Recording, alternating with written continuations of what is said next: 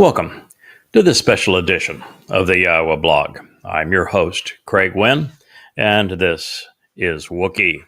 We are here to present Pesach, Matzah, and Bikurym as fulfilled by the Messiah and Son of God himself, Dowd, in 33 CE, which was year 4000 Yah.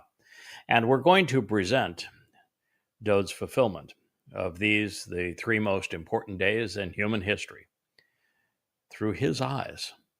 You see, Dowd is the only eyewitness who reported on the fulfillment of Pesach, Matzah, and Bikurym, and he did so in his 22nd Mizmor song.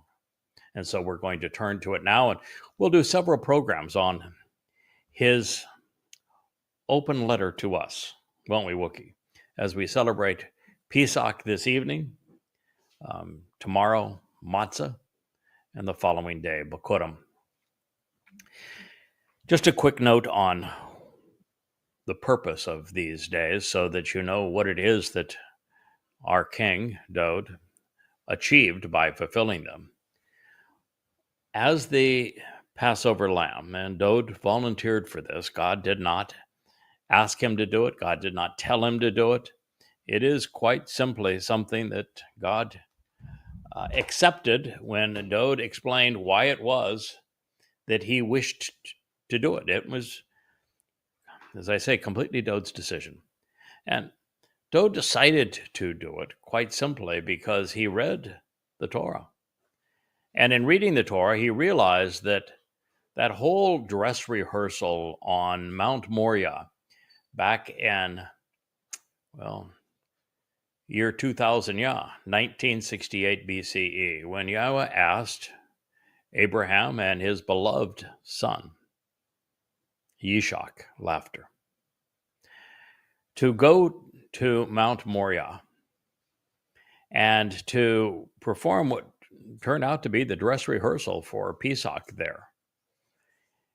Dowd, in reading that story, recognizing that Abraham's name means merciful father, recognizing that Yahweh called Yishak Abraham's one and only and beloved son, and that Yahweh, rather than allowing Abraham to sacrifice his son, Yishak, that Yahweh said, in that context, I will provide the lamb. And so it became quite obvious to Dowd that he was to be that lamb. And then, of course, Dowd had been the beneficiary of Nathan, the prophet, sharing with him what Yahweh revealed pursuant to homes. Who builds them? Who lives in them? Who is what relation to Yahweh? And in the prophecy that's recorded in 2 Samuel 7, God is very clear that Dowd, David, is his beloved son. It's the first of three times that God would make this statement. And so reading that, hearing it actually in the case of Dowd, and then reading what he read in Bereshith, he came to the same conclusion that I came to. I read it. I came to the same conclusion. He's smarter than I am. And so it's certain that he did. And based upon that, he decided that he would volunteer for that mission. Now, his motivation for volunteering was actually fairly complex. And it was that he also read throughout the Torah during the Exodus as how the children of Israel had been unleadable. Moshe's character was exemplary, and yet he couldn't manage them. The children of Israel were exceedingly rebellious, indeed repulsive. They had no respect for God himself, told God to shut up and go away, and they were constantly criticizing, attacking, demeaning, refuting Moshe. And so if Moshe couldn't lead them for 40 years when he had liberated them from Mitzrayim, from slavery, and was leading them to the promised land, Dowd looked at his life and says, with all the mistakes I've made, how in the world am I going to gain enough respect over Yisrael to be king of Yisrael for all eternity?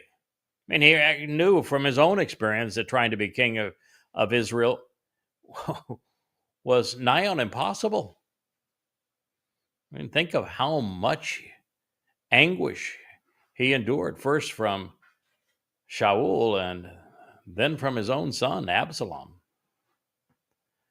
And so Dowd realized that the only way that he was going to prevail as king forever of Yisrael was that he was going to have to earn their respect, and there was no better way to do it than to give up 2 horrendous days as the Passover lamb and as the one who carried our guilt into Sheol, to receive the benefit, the credibility, the respect that he would gain from all who he would govern forevermore, because 100% of us would have one thing in common. We're there because of what he did. So this is why he learned that it was the right thing for him to do. It's why he volunteered to do it. It's why when he went to Yahweh and said, this is in our mutual best interest, Yahweh concurred. It's one of the reasons that Yahweh chose him. He knew that he was a exceedingly bright man. He recognized that Dowd would figure it out. He knew that Dowd was a man of character and that he would volunteer to do his part. And he did. And by fulfilling Pesach, and this would be in Dowd's second of 3 lives, and he is writing about it here. He's actually writing about the fulfillment of Pesach, Matzah Bikurym in the 22nd Mizmor. That in writing about it here, Dowd is acknowledging what transpired, but not necessarily the purpose of each of these 3 days. So I wanted to make certain that you knew what they were. Let me take my Wookiee and set him down. Even though he was dressed for success in wardrobe, even though it's on the eve of Pesach, the Wook decided that he wanted to be gallivanting around rather than co-hosting this program. But I'll do it together with Dowd. We'll do a fine job. In the second of his 3 lives, Dowd, of course, is being brought back as the King of Kings on Kippurim. He was given a bashar body. All Yahweh did is place Dowd's nefesh soul in a bashar body so that he could do this very thing, serve as the Passover lamb. That does not mean that Dowd was born in any normal sense. There'd be no purpose for Dowd to have lived 30 years because he wasn't writing any of this down. He wasn't conveying anything that had any merit to you. It's likely that he did arrive in Yisrael, in the province of Yehuda, under the Roman occupation, 3.5 years before he fulfilled Pesach, Matzah Bikurym. That would be consistent with the fact that his first life ended 3.5 years before year 3000 Yah, before the cornerstone of Yahweh's home was established, before the 89th Mizmor was written. It would be consistent with Yahweh's allowing the 2 final witnesses, calling Yisrael back home to Dowd, to arrive 3.5 years prior to his arrival. The symmetry of all of that seems to work out beautifully. So it is likely that in year 4000 Yah, a matter of 3 years before, 3.5 years before it was fulfilled, he would have put Dowd into a physical body. That physical body probably looked identical to Dowd at his prime. Yahweh wrote the DNA code that causes us to appear as we do, and he certainly could have taken some of the script from Dowd's DNA code and reconstituted his physical body. His physical body was really inconsequential to this, other than it served as the Passover lamb. The thing that matters, of course, is Dowd's soul. And so he would have put Dowd's nefesh in this bashar, this human herald, if you will. And it is what Dowd used to fulfill Pesach. It is what is bludgeoned and crucified, as he will describe it in this psalm. And the purpose of his body serving as the Passover lamb is that it opened the doorway for eternal life. It opened the doorway to Yahweh's home. Now, we can't go through that doorway. We can't receive the gift of eternal life in God's presence anyway, without being perfected, which is why Dowd went about perfecting us on the following day, on Matzah. And we're going to read about that separation that took place, where Dowd's nefesh soul was abandoned there in Sheol, at least abandoned from the Father. I think there's a possibility that his nefesh soul was protected as a shield in Sheol by the set-apart spirit. But the fact is that he took our guilt, carried it into Sheol, never to be seen again, which makes us appear perfect in God's eyes. And then on Bikurym, he would have been released from Sheol and returned back to his Father. And in so doing, we're not only given eternal life, we're not only afforded our perfection, we're adopted into the covenant family, enriched and empowered as a result of what Dowd has done. So with this known, let's describe the events of 33 CE as the lone eyewitness to actually write down what occurred said the following, writing it in first person. To the glorious director and the everlasting guide, concerning the approach of the brilliant conductor and preeminent orchestrator, who was enduring and magnificent, is how he began. And this is always interesting when we read it at the beginning of a psalm. La ha natkash is how it's written in Hebrew. But in this case, it is exceedingly important. And the reason it is so is because the ghoulish, harsh, savage, barbaric torture and death that Dowd endured on Pesach, that was handed down, implemented by the most bestial empire in human history, Rome,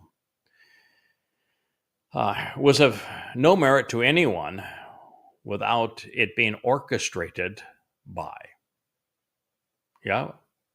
It is Yahweh that conducted these events so that they would deliver the desired results that he was able to perform as the Passover lamb. So it's to the glorious director and the everlasting guide, according to the leadership of the ram, the lamb opening the doorway. El ith. This is the plural of El, which in Hebrew is the ram, the male lamb, the leader who governs. And it's a door jamb or door post.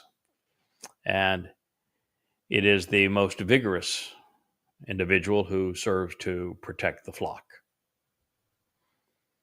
And so this is Yahweh orchestrating, and it is the lead ram, the ultimate lamb, who opens the doorway that is collaborating with God Almighty. And it says, of the dawn. This could be of the dawn, for the dawn. Now, dawn is interesting here because these events did not take place at dawn. They all began at sunset, the opposite of dawn. And so why is the reference to dawn here? It's Shakar. Well, for those who know, Shakar is Hasatan's name. He is Halal ben Shakar. And when we look at what's happening here is that what Dowd accomplished by fulfilling Pesach, Matzah, and Bikurym it opened the door to Yahweh's home for the covenant family, and it shut the door on Hashakar. It was done to negate the damage that the adversary had done, going all the way back to Gan Eden, where he fooled Chawa into believing a corruption of Yahweh's Torah instructions. And so the one that had the door slammed in his face is the one who is the adversary. And in this particular case, the adversary was very much present. And I particularly relate to this because in the fulfillment of the sacrifice of the Adamah Parah that will take place on Towrah in 2033, on the 24th of September of that year, in year 6000 Yah, the Adamah Parah, man from Edom, is going to be bludgeoned to death by Halal ben Shakar, the corporeal manifestation of Satan. And so there is this tie-in with these events by mentioning Shakar in the opening salvo to say that the beast that was Rome was a corporeal manifestation of the adversary. And it is the adversary that is trying to destroy the means that Yisrael has to reconcile its relationship with Yahweh. And while it happened to David, it will happen to Yada as the Adamah Parah. And so this was the ram, the leadership of the lamb, opening the doorway while shutting it on Shakar. It is a song, a mizmor of Dowd. So when we read these words, and the author of this psalm speaks in first person, and he addresses what it is like to fulfill Pesach, Matzah Bikurym, and in the first phase of that, through being beaten by Roman whips and then being crucified. Who do you think he's talking about when he says, I? It shouldn't have been difficult.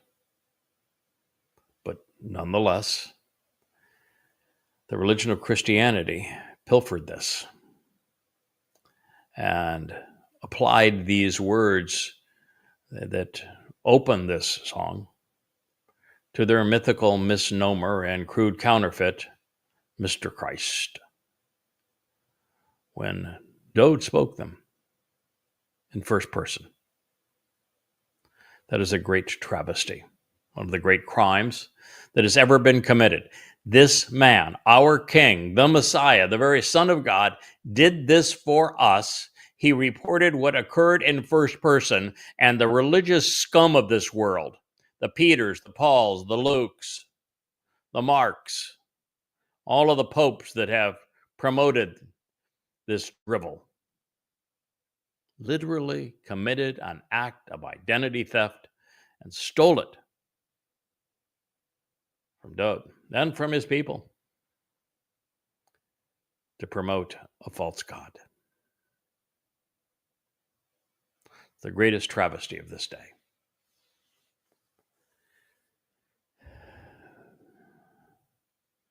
This is a song, a mizmor of Dowd. My God, why have you in this moment forsaken me? Mizmor song, Psalm 22:1 in part. Eli. It's a Hebrew word for God is El. With the Y suffix, it means my God, because that's from Annie. My God, Ellie. Lama. For what reason? Have you at this moment forsaken me? Azab. Ani. Have you, even for this finite moment, abandoned and relinquished me? Have you left me during this period and are now separated from me, having departed from me, releasing me, and thus damning me and deserting me at this moment? Call perfect, second person, masculine, singular. The individual who is being separated is a singular male. Writing in about his own experience here. It was written in the call perfect, which means it's a literal interpretation, and perfect means it's over a finite period of time.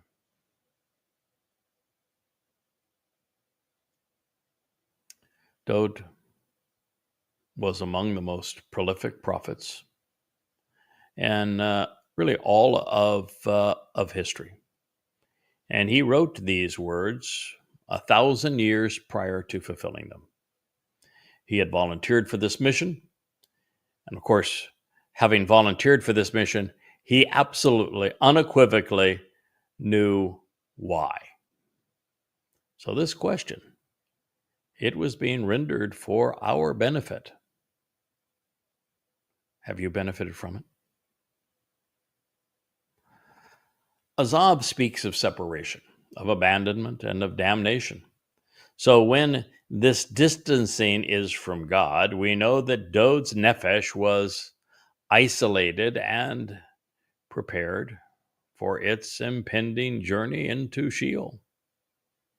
Therefore, and profoundly important in this case, Azab was scribed in the call stem and perfect conjugation.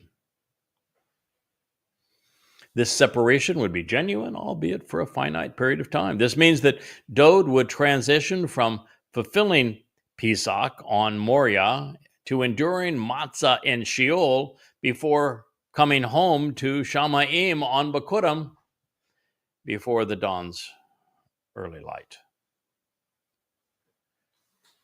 Now, since the torture of the Passover lamb would end and the celebration of Bikurym would be just a day away, the period of separation would be limited in time, but not necessarily in anguish. The distinction is particularly relevant because Dowd's nefesh had been inseparable from YAHOWAH in Shamayim for 1,000 years prior to this occurring, and that 1,000 years could have been made to seem like 1,000,000,000 years. Time doesn't flow the same way in the seventh dimension it does here for us in 3. It could have also been made to seem like he went from one life to the next in the blink of an eye, but I don't think that's the case at all. Keep in mind that Dowd is relating his own experience, and he's talking about something that he would not endure for another, 1,000 years, at least from Earth time. So as he takes us on a tour of his future and what is now our past, he will be drawing us in and out of the timeline as he recalls his perceptions of these monumental events that played out long after he wrote them. Such is the nature of prophecy, especially when the prophet is revealing his own story. We go immediately to the most salient issue, the one that is the most dramatic, traumatic, revealing for us. And so he went right to the abandonment. And he not asking a question, he's not questioning his abandonment, I should say. He's asking a question to us about, do we know why he was abandoned? And what Dowd is saying here is that, yes, his sacrifice on Passover, where his corporeal body was bludgeoned and discarded, was very important, opened the doorway to life. But that wasn't the important part. Dowd is taking the same approach to Chag Matzah that Yahowah takes. Pesach is just the first day of Chag Matzah. Chag Matzah is the week-long celebration. It's the exact opposite of what Judaism has to say. And what Dowd is saying is the symbol event is Chag Matzah. It is matzah. And if you don't understand what transpired on matzah and why Dowd was separated on matzah and why Dowd separated our guilt from us on matzah, you ought not even be proceeding to read this, because Passover is not going to do you any good. You shouldn't celebrate Passover until you understand why Dowd's nefesh soul was separated on matzah. That is what, my God, why have you separated yourself from me means. Well, it means that we should figure out that answer before we go forward. That is really profound when you think about it. That the focus has been by everyone as to what happened on Passover. Even the mythical Mr. Christ, he was crucified on Passover. All right? There's no mention of what happened on matzah in the Mr. Christ legend. It's all about what happened on Passover. Although they don't call it Passover, still that's the timing of it. He had the dinner that's called his Last Supper. By the way, it couldn't have been his Last Supper if he's supposed to be immortal, could it? And what they will call in the King James Easter was Passover meals, exactly the meal we're going to celebrate tonight. And what he's saying is that, the Passover thing wasn't much fun. When you have the beast of Rome whip your skin off your body and then execute you in the cruelest form of public death ever invented, it's not a good deal, but that's not the important part. This whole dead God on a stick in Christianity is revolting. God's saying, no, that's not what you should be looking at. It's not about the dead God on a stick. It's not even about the Messiah nailed to a stick. It's about what happens on matzah. If you don't understand and capitalize on what happened when Dowd's nefesh was separated from Yahowah so that he could separate our guilt from us and deposit it in the place of separation to fulfill matzah, then Passover and the dead God on a stick is a huge liability to you. Huge. Because if you fulfilled the Passover correctly and you didn't understand the purpose of matzah, as is the case in Judaism, as is the case in Christianity, then what you've done is you've damned your soul to an eternity in hell, because eternal life without perfection, it requires separation in Sheol. You'll go to where Dowd went, but you'll never get out. So that's why Dowd begins this so profoundly. Before we even talk about the fulfillment of Passover, you need to know, you need to question why God separated Dowd. Why he allowed his soul to go to the place of separation. What was being separated by that? And it turns out to be our guilt.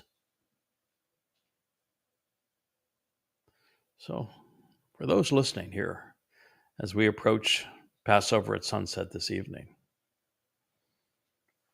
I've just shared something with you that has never been spoken before. This may be among the most profound insights that you can ever fathom. And if you're part of the live stream right here, you heard it for the first time as it was being spoken. Now the question is, can you process it? Can you benefit from this profoundly important asset and insight that you've just been given. My God, why have you at this moment separated me?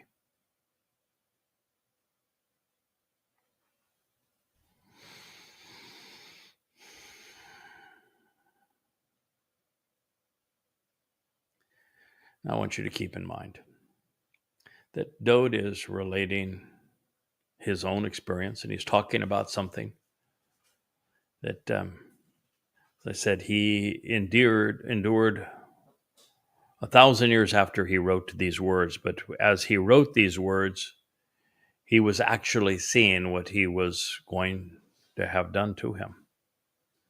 The nature of being a spiritual entity. Yahowah can take our nephesh souls forward in time so we can witness events in our lives and report back in our past what we have seen. I really never understood, when I understand the process, I understand how an energy-based being is liberated in time, because all time exists on a photon of light. You're only stuck in the ordinary flow of time while you're a material being. And so I understand how Yahowah can see our future in our past and report it so that it's actually future history. It's not a prediction. I get that. But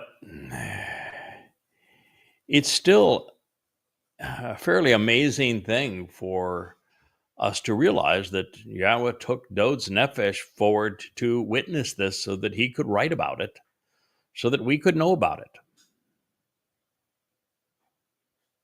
It's astonishing, this gift, this 22nd Mizmor, and how profoundly it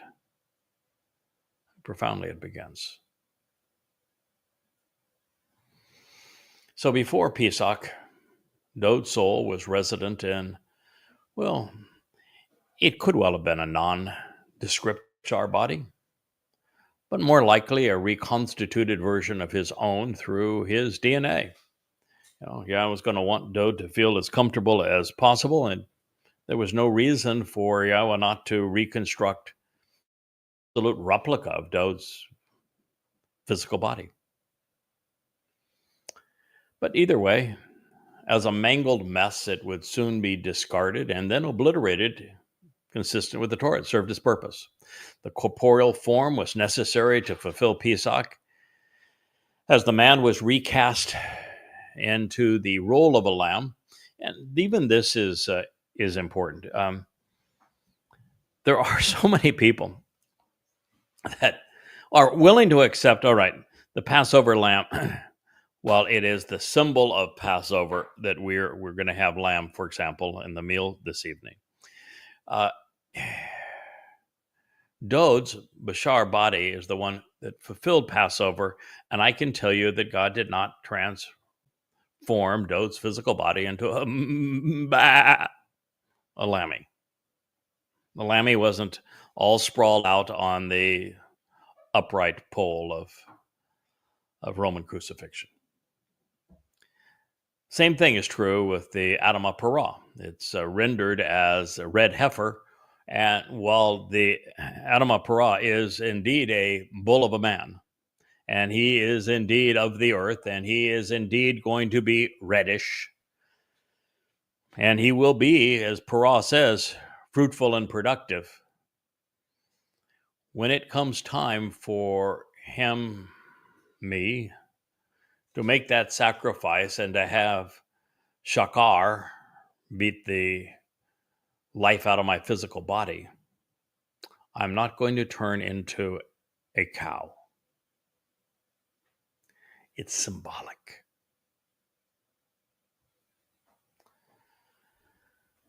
So we have to have an appreciation for the fact that Dowd's physical body, symbolically cast as the Passover lamb, was in fact counterproductive after it had served its purpose. A physical body cannot enter Sheol. A physical body cannot enter Shamayim, just as incorporeal souls and spirits, a Bikurym, having mass would have precluded Dowd's soul from transitioning the dimensions and returning to heaven. Prior to this life, Dowd had enjoyed the comfort and encouragement, perfecting nature, enlightenment, and support of his father in Shamayim. Then he, accompanied by the Ruach, the Spirit of Yahweh, during his brief stay on earth, as that he would have come with the Spirit. Yahweh was quite clear when he said that the Spirit came upon Dowd, that the Spirit would remain on him forever. And that's one of the reasons, too, that when we read about what transpired in Sheol, and Dowd speaks of being protected and shielded, it's likely that the Ruach, as a implement of Yahweh, accompanied him there. And since the Spirit, when it came on Dowd, would never leave him, then it makes sense that the Spirit was part of this entire process and would have been with Dowd the moment that his soul was placed in a corporeal body prior to fulfilling Pesach, Matzah Bikurym. So his association with God, even here now and reduced to a material being, would still have been close and personal.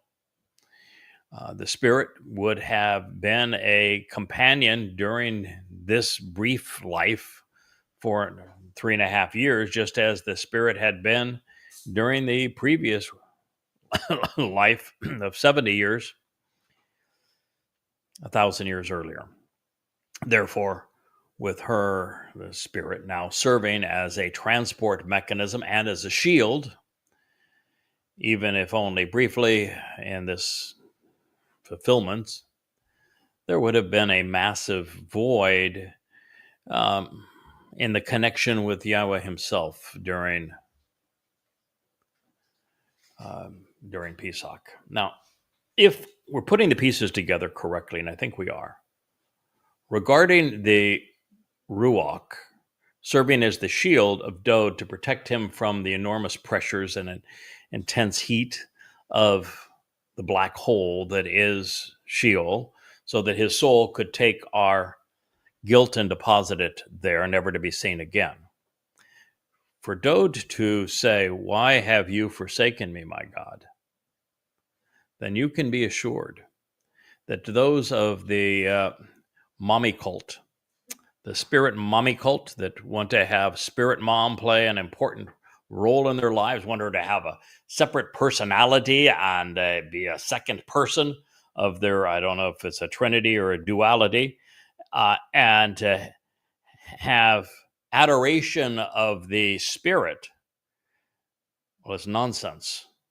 Because Dowd just said, after Yahweh said the Spirit will never leave him, this means of Yahweh communicating and protecting Dowd, that the Spirit would never leave him when it came upon him when he was just 8 years old, 1,000 years earlier, would never leave him. And now he is speaking of his fulfillment of Matzah in Sheol, and he says, "My God, why have you left me?" So the Ruach can't be a whole lot of God, can it?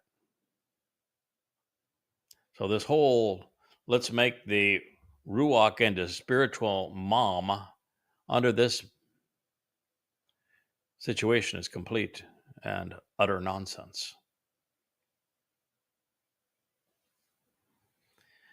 The Spirit of Yahweh is not tremendously different than any other mechanism that Yahweh uses to communicate with us, to serve his interests among us, protect us, care for us, enlighten us. In the case of the Towrah, we're told that the Spirit of Yahweh would have 6 additional manifestations, and those manifestations are all things that are of the head and the heart. And they're mostly cerebral. The very spirit of chakma, of intellectual processing and of a disciplined analysis of information so that it can be presented wisely. The spirit of bien, of making the connections to understand. A spirit of being able to picture the entire story, being the first to be able to put the entire picture together from creation and the experience in Eden all the way back to our return to the Garden of Eden following Sukkah in year 6,000 Yah, and to a recreation of a universe where we get to participate with Yahowah, putting the entire story together and then demarking all of the important steps along the way, including what happened in year 2000 Yah with Abraham and Yishak performing the dress rehearsal for Pesach, what happened in 4000 Yah with Dowd fulfilling Pesach to enable the benefits of the covenant, along with Matzah and Bikurym, to his return in 6,000 Yah, following the Teruah sacrifice of the Adamah Parah that prepares Yisrael for their betrothal to the king. The spirit of the thing that made Dowd so special, of Gabor. Boldness, courage, the compassion to do what's right, to lay down your life so that others might live, to tell people the truth even though it's not popular. The spirit of Gabor. And then he goes on to emphasize the spirit of knowledge. Unless you can write these books, these 25 books or 35 books that are behind me, and write them based upon your own unique translations in an amplified fashion where you've examined every single word, word after word, and then you've pieced them all together properly to convey Yahweh's testimony in a way that resonates with his people today and calls them back home. And until you look at everything that God has said and you use that to form the connections that are necessary to understand. And then you embody that, and then it pours out of you as it does this Yahweh blog. Then you're not prepared to do what needs to be done. And so it is a wealth of diyat, of knowledge, that is required before you can process it using chakma, using bien to form the insights and the conclusions, to do as I'm doing with you now. And of course, then the seventh of these 7 spiritual benefits was the respect and reverence of Yahweh, which is essential to the entire process. And so here, the 7 spirits of Yahweh that are given to the Chodar are educational. They're enlightening. They're uplifting and supportive and protecting and emboldening. Doesn't make the Chodar God because he has the Spirit in him. It means he can speak for God. And in the case of Dowd, so he could perform on behalf of God. So in this case, it is virtually certain that the set-apart spirit of Yahweh accompanied Dowd. Nefesh, not only from Mount Moriah after his physical body had died and been set apart, ready to be incinerated that night. She would not have only escorted Dowd into Sheol, but she would have been there as the shield and would have been the conveyance mechanism after protecting Dowd's nefesh and after dropping off our guilt to return the nefesh to God. Now, regarding the body he was using, parting with it would have been, of course, good riddance. It was a gory mess. The Romans had ripped the skin off of his tendons and bones with their whips, and now we're anguishing it further by nailing it to a pole. What was left of the Bashar was nearly dead, having served its purpose, and it would be incinerated in accordance with the Torah's instructions, never to be seen in this form again. I'll guarantee you this notion of putting a dead God on a stick is about the most repulsive thing that humans have ever done to antagonize God.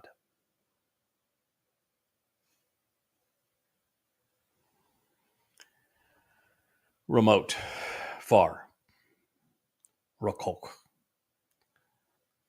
distant in time, separated in space, alienated and no longer in a state of close association from rakok, meaning to be removed, to be sent off and go far away. From my liberation and deliverance are the words of my anguished groaning. Mizmor song, Psalm 22:1. This is the completion of it. So, just in case you didn't put it together and that you didn't realize that he's beginning by telling you, don't even go there. Don't even begin to think about Passover and eternal life until you have processed and come to understand all that you need to know about what transpired on Matzah and what Matzah represents about the perfection of your soul, how it honors the second condition of the covenant. Walk to me and be perfected. This is what is being emphasized here. Dowd is as far away from being free as he could possibly be, because he's in the place of ultimate separation. That is where his soul went to take our guilt, to free us from it. Far, remote, and distant space and time, completely alienated for that moment, is Dowd from his liberation. We don't know, quite frankly, how long Dowd's nefesh was in Sheol from his point of reference or from Yahweh's. We know it from ours. It would have transpired moments before the sun set on Pesach, the end of Pesach, starting Matzah, to the time the following sunset as Matzah transitioned into Bikurym. 24 hours. But it's only 24 hours from our perspective. They're on Earth with our time clock. There, he's going to be in the presence of great mass and energy, which means that time would be slowed appreciably. But if it's slowed for him, still, it can't last more than 24 hours of Earth time. But did he experience that 24 hours as if it were seconds, days, weeks, years? How long did it seem to him?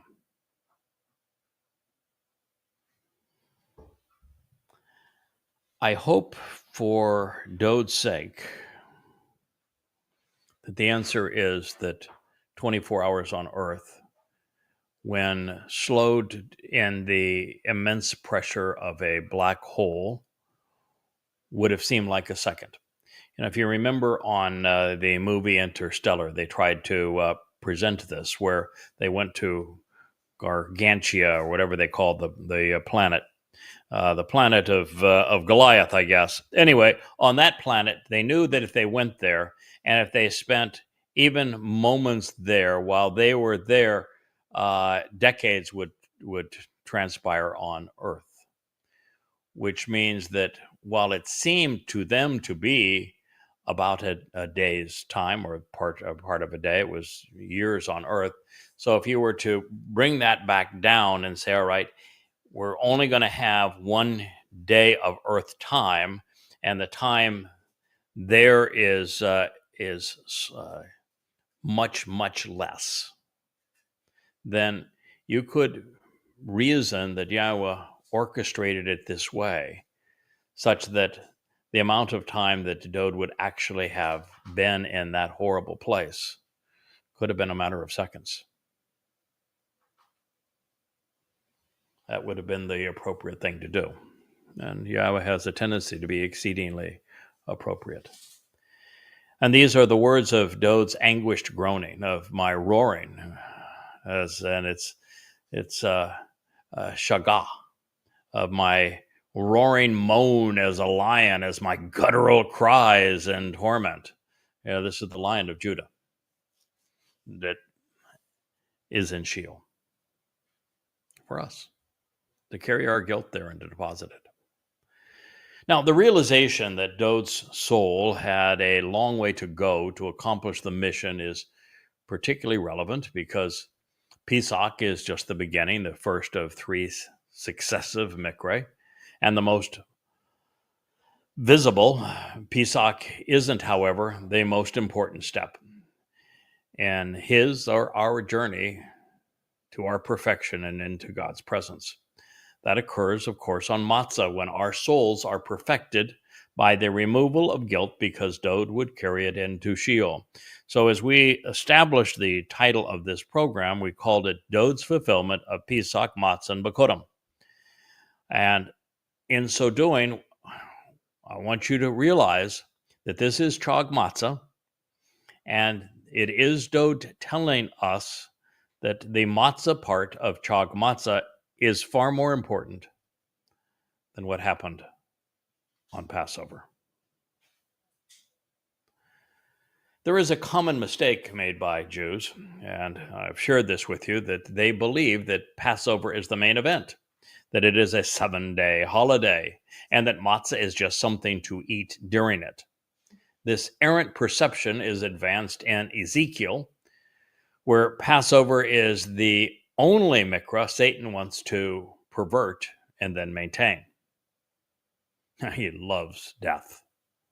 It is within his autobiographical account that matzah, rather than being a moed, becomes nothing more than an ingredient. And rabbis love Ezekiel. That's why I devoted the 2 volumes of Babel to exposing and condemning the book.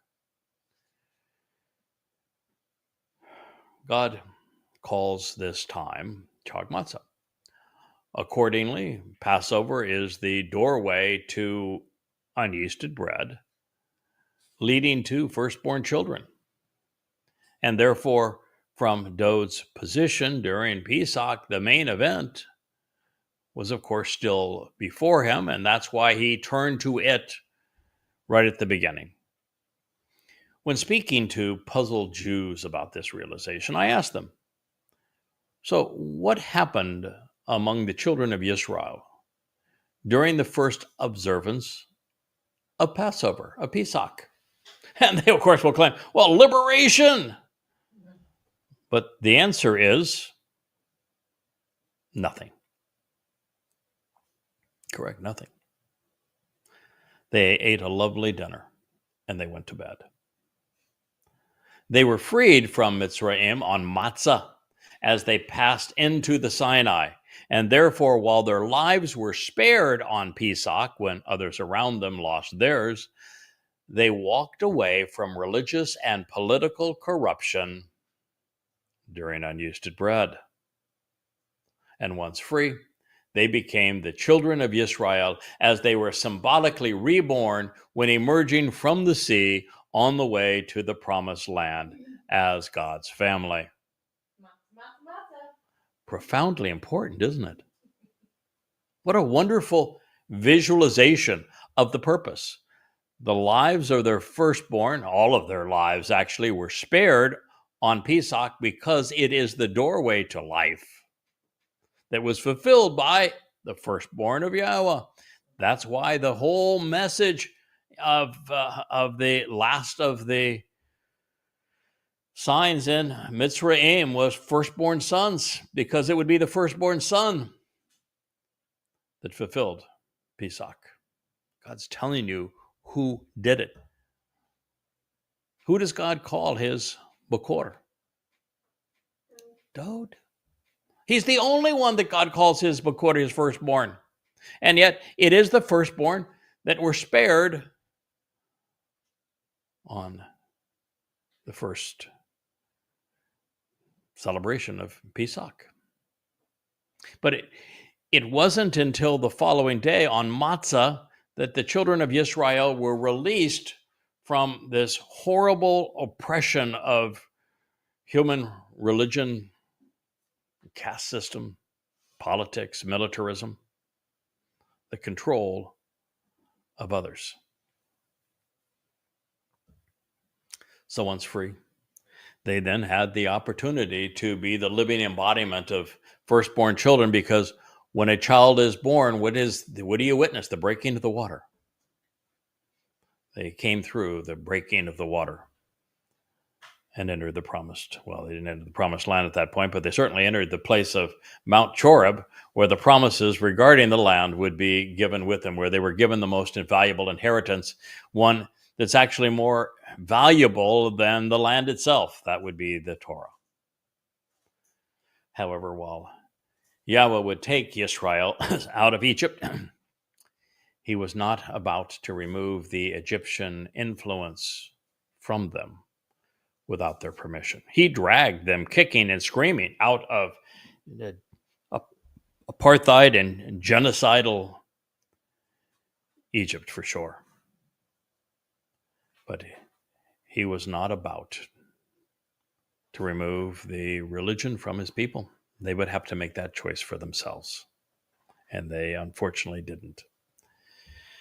And so to resolve this problem, the fact that Jews have continued to be overtly religious, probably more religious per capita than any other people in history, making a bigger deal of their religion than anybody else, offending God in the process, denying God in the process. Dowd carried Israel's past, its legacy, its future, of rebelling against Yahweh with him into Sheol, where the covenant family's collective guilt would remain forever unseen.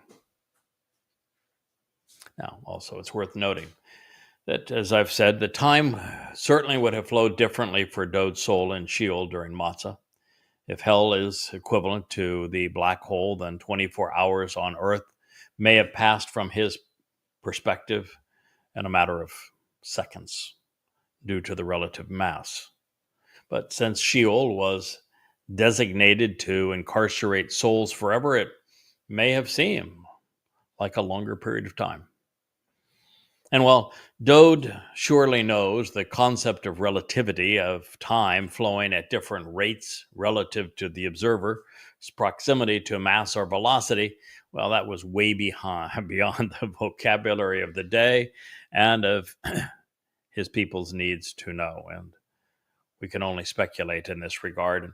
And this is kind of an interesting thought, because when Dowd was given this prophecy and he's writing about what he's going to endure, he has to know that Yahweh is able to maneuver in time and even enable his nefesh to maneuver in time. And he has to know that his body can be buried and then he can be given a new body and be brought forward in time. And so he's going to then spend 1,000 years with Yahweh, and he's going to learn a lot about time, which is how he was effective as a prophet. So it's likely Dowd understood general and special relativity,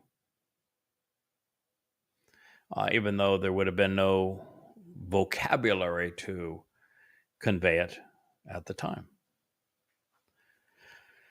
My God, I am appointed to call out and to continually proclaim the summons to make the invitations known. Oh my goodness. Elohim, Ani, Kara. Wow. Well, isn't that the summation of it? Dowd fulfilled the Mikra of Pesach, and then Matzah and Bikurym. And what are they? The Mikra, I read some dimwit was talking about, it's my favorite Jewish holiday is Passover, and I just love the gevilda fish and the Manischewitz wine, and and you're going, God, you're so lost. You're lost in the ingredients, and you have no idea what this represents. It's a mikra, which means it is an invitation for you to meet God. And if it's an invitation for you to meet God, who offered the invitation? Yahowah. So it's not a Jewish holiday. So Dowd is using the verb that is the actionable root of mikra, which is an invitation to be called out and meet with God. And he says, so I am appointed to call out and continually proclaim the summons to make this invitation known. That's why he's revealing this 22nd Mizmor. That's why we're sharing it as part of Pesach, Matzah, and Bikurym. That is, our purpose is to correctly identify Dowd himself with the fulfillment of Pesach, Matzah, and Bikurym, the single greatest discovery in human history, because it changes everything. It means that Christianity is a pile of rubbish, that there was no Mr. Christ, that Jesus is nothing but a crude counterfeit based upon identity theft. And that is Dowd that fulfilled these events, and that was corrupted by Paul initially, and then by Peter and Luke and Mark, with the rabbis of the time being comatose and letting them steal their Messiah, the very salvation of God. So Dowd is calling attention to the fact that he was appointed to fulfill Pesach, Matzah, and Bikurym on this very day, on Yomam, during this day. Then it goes on to say, and you do not answer. So by night there is no relief for me, no expectation of rest or silence. Now there's two ways to look at the second part of this. That I can tell you the first part of it's very profound. Dowd is saying, I was appointed to do this. I am issuing you the invitation to capitalize upon what I have done. Now, the second part, you can read it as, well, he's just serving in this place, but because we're starting with matzah, because it's the essence of all of this, that Yahweh would not have responded to Dowd during the fulfillment of matzah, because Dowd's soul would have been separated from him. You can read it like that, and you can say there's no relief during that period of time. And I have no problem with that. But there's another way to read this. I issued the invitation. I told you what I was going to do. I did what I said I would do. I'm proclaiming all of this for you to know 1,000 years in advance. So when it occurs, you would be there to respond and answer, accept this invitation to receive the benefits that I have provided. But you have not answered. I think that's the point he's making. I gave you this invitation. I did what I was appointed to do. I took your guilt to the place of separation, but you didn't bother to respond. So during this long period of darkness, there is no relief.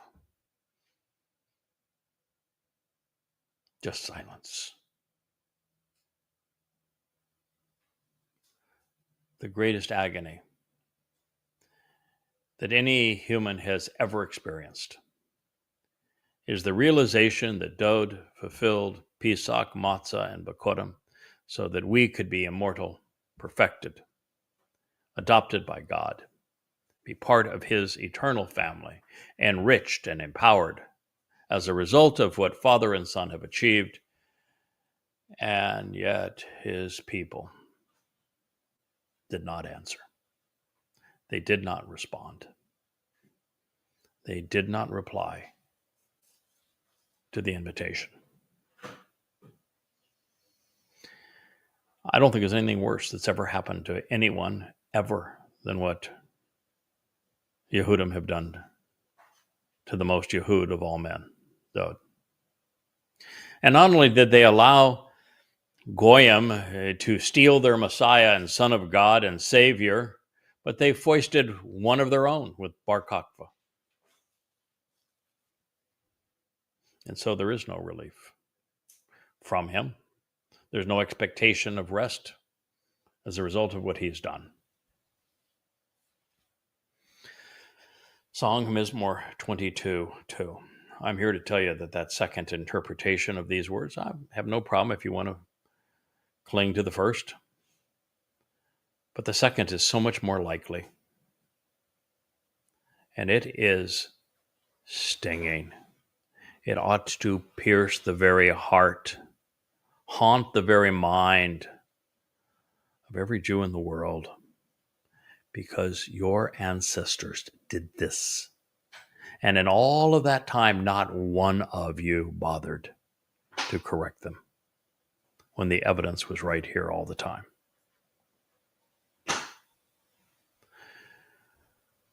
So Dowd is announcing that he was on Mount Moriah in the city of Dowd during the 80th Yobel year to fulfill the Mikre. He wanted his invitation delivered so that his sacrifice would not be for naught.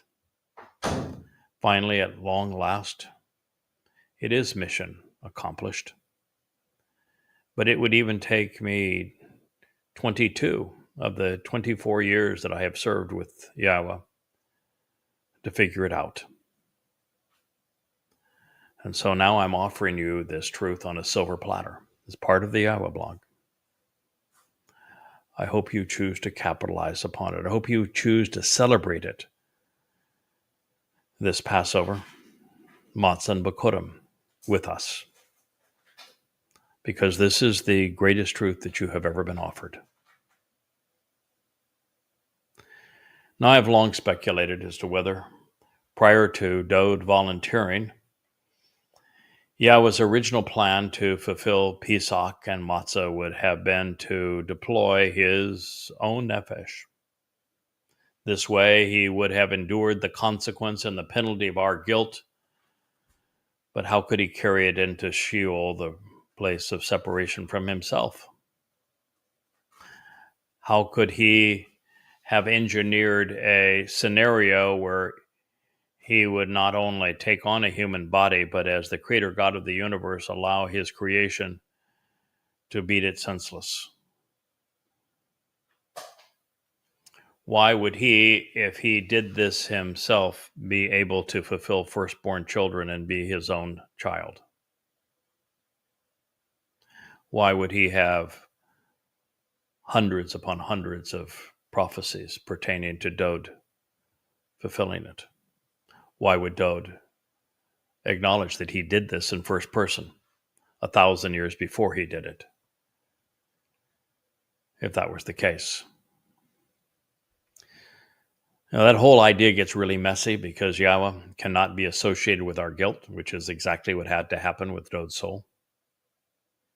It's the whole purpose of Dowd carrying it away and depositing it in Sheol, isn't it? Further, Yahowah cannot go to the place of separation from himself. Even stranger, come Bikurym, firstborn children. How does Yahowah's nefesh play this role when he says that it's Dowd who is his Bikur? So no. Even beyond this litany of impossibilities, had God fulfilled Passover and unyeasted bread by doing so alone, he would have acted out of character. There would no longer be a justification for Moshe, for Dowd, for myself as Yada. if Yahweh was willing to work alone to achieve his goals.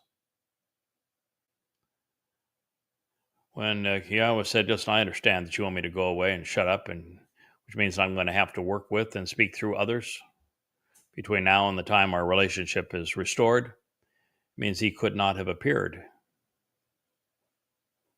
at this time, could he?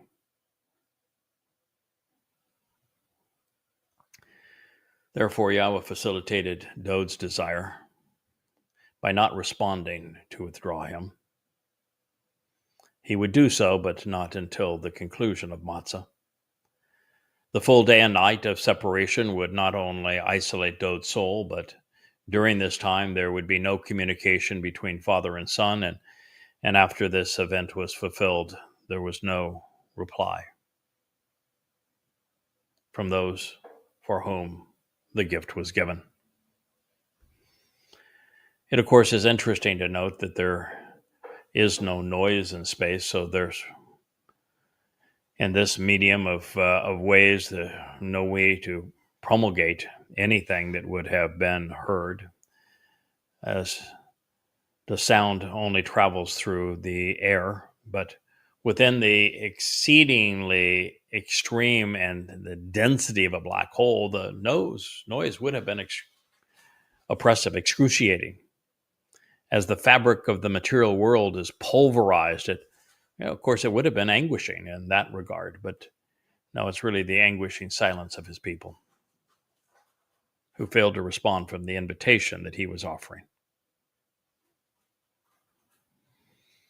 When allowing his soul to enter Sheol, Dowd had to implicitly trust Yahweh, and to an extent that few of us can imagine. No soul has ever been equipped to escape. His would be the first, and it would be the last. Of course, the good news for us is that when Dowd carried his people's guilt with him into Sheol, leaving it there, our souls were unleavened. The pervasive fungus of religion and politics was forever expunged. And in this way, the covenant's children are perfected, preparing us for adoption during Bikurym. This is what Matzah accomplishes. And it explains why it is so essential for those who want to live with God. And clearly, Dowd even took his own guilt deposited in Sheol, so when he came out, he was perfect. Now, the Hebrew word translated night, Leil, actually defines Sheol as the adversary of being away, or the adversity of being away from light. There would be no rest for his soul as it descended into the darkness, one place that Yahweh himself could not go. This is why it was so critical of Solomon when he claimed that Yahweh would never dwell in darkness. Yahweh can't go to Sheol. Incarcerated in hell, Dowd's soul would suffer after the body that he had occupied was sacrificed during Pesach to open the door to life. Therefore, suffering was auxiliary to the purpose of unyeasted bread, which is to remove the fungus of religion and politics. Our guilt was carried into Sheol and deposited there, never to be seen again.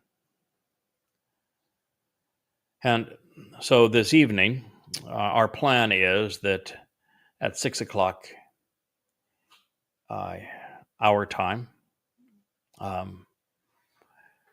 think that's also at this particular time. I think it is also, was it 6 o'clock Eastern Standard Time as well, our Eastern Daylight Time, that our plan will be that we will broadcast Family Hour at the regular time. We're going to project it as a celebration of Pesach, which means that we'll have a little taste of our Pesach meal before enjoying the full meal once the hour show is over.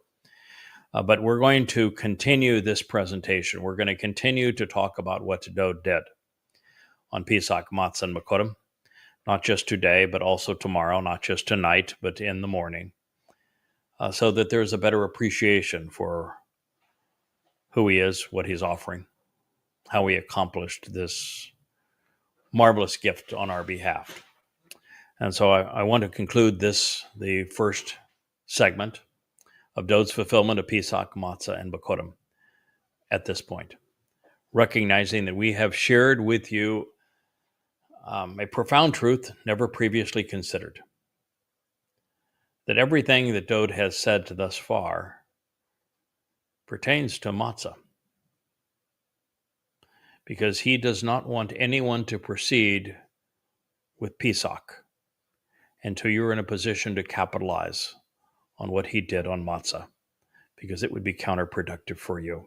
And he wants you to have the full benefit of being immortal and perfected, so that you might enjoy the result of Bikurym, firstborn children. So thank you for listening. I look forward to being with you this evening as we celebrate Pesach. I am Yada, and this has been a special edition of the YAHOWAH blog.